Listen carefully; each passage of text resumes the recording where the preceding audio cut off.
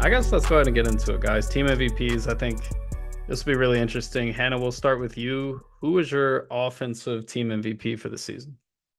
Hmm. I feel like I've talked about him before. I want to go Henry Rutledge. I For really, offense? Okay. yeah, I really think that he is going to have a breakout season. I just really do. I feel like he is somebody that might not be necessarily on a lot of people's radar. Um, and I think he has like a little chip on his shoulder, a little something to prove. I mean, a redshirt junior, so he still has time to grow, but I've liked what I've seen from him. I mean, obviously, we could all sit here and say our offensive MVP would be Max Brown because we haven't really seen anything yet, and we're all excited. Um, but I'm really excited about Henley Rutledge. I'm excited. I think he'll do good. How about you, Jay? Yeah, Hannah just kind of dissed me. She said people all want to talk about Max Brown. No, I'm no, no, no. people. I'm people. Yeah, No, it's no. I fine. mean, I'm so am people. I. So am I. So am I. No worries. But I mean, please go watch that Chris Reynolds film Yeah. session where we kind of broke all that down. It was great to see Chris pick Max's brain, or not pick his brain, but kind of show us on a technical level what was happening there. And it's got to be Max.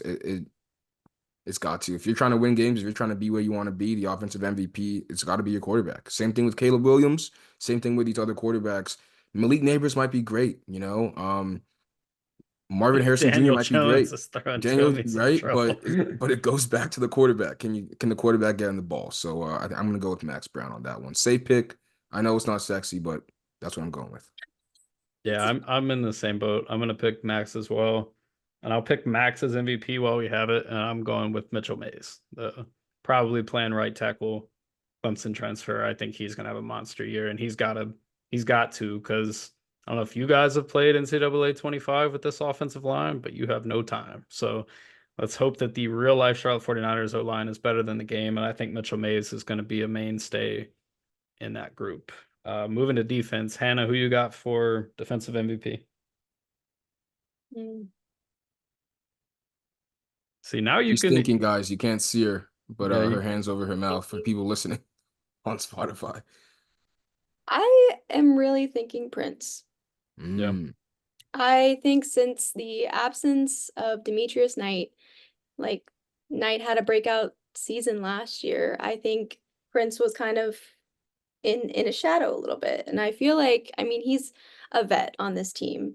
So I really feel like he is gonna step up to the plate and be that guy for Osborne's right-hand guy. So I have high hopes for him this season. I'd like to see him have a breakout season.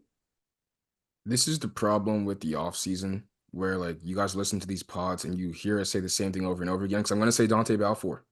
yeah. Like these aren't Yeah, these which is aren't a sexy great pick. picks. Like these are safe picks, but also Coach Osborne came on here and talked to us about Dante's impact, how he can trust the entire left side of the secondary because Dante's over there.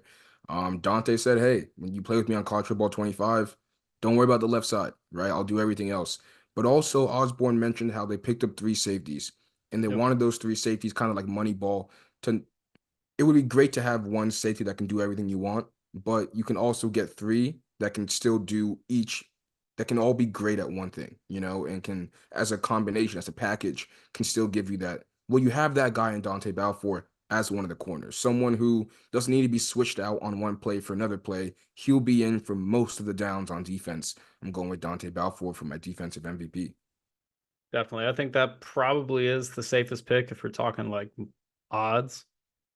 Definitely Dante's first team All I'm a AAC. betting man, Hunter. You know me. Yeah, no facts. Thank you, FanDuel, for these kicks. Um, I'm gonna go with Stone Handy, and came on record on here and said I didn't think he was doing as much as I expected him to do at practice. And I got to talk to him at media day, and I asked him what was the deal last year, because he's been at two Power Five schools before he came to Charlotte. He committed to Charlotte under Will Healy, was ineligible because that was his second transfer after the one-time transfer rule took effect. He played his first real season with Charlotte under Biff Poggi last year, and he was kind of that opposite reliable option across from Yabi Oki. He started 6 games the last 6 of the year. He really came on at that point. he told me he was playing at 220 pounds, which as I'm standing here, that's crazy to me. I'm 205 pounds. And if I was playing DN, I'm getting thrown like immediately to the sideline. So that's wild to me. He said he's put on 32 pounds this offseason. He said he's 252 pounds. He feels like he can fight off blocks a lot better. He said last year he dealt with some troubles getting grabbed by tackles and tight ends and whatnot and not being able to get off. He said him and Oz have worked a ton as far as understanding the other aspects of the game too, not just pass rush, which is kind of the main staple in his game. He said he's improved a lot as a run defender, and he's even dropped into coverage a little bit, which I think will be interesting to see in this defense because we saw Marquise Watts do that some at Charlotte. Alex Highsmith even did that a little bit. It's interesting stunts, and I'll be curious who steps up on the other side of the D line because dropping your best pass rusher into coverage never makes any sense to me. That's besides the point, though. I'm going with Stone Handy. I asked him straight up, can you wreck games this year? He said, of course I can, and I can't wait to prove it. Give me Stone. That's my defensive MVP for Charlotte.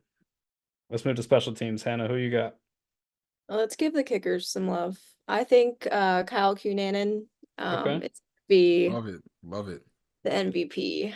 I mean, with the loss of Gonya, I mean, Yeah, and I go all right, real fast.